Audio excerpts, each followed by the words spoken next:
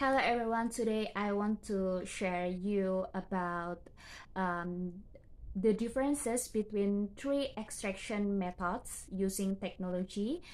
There are microwave assisted extraction, ultrasound assisted extraction, and purified electric field.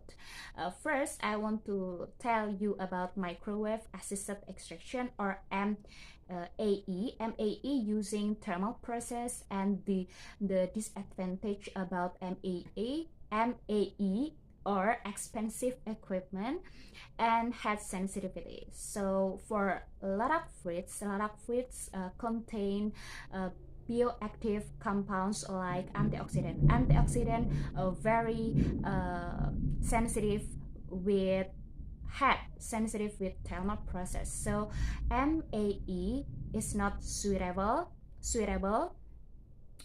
for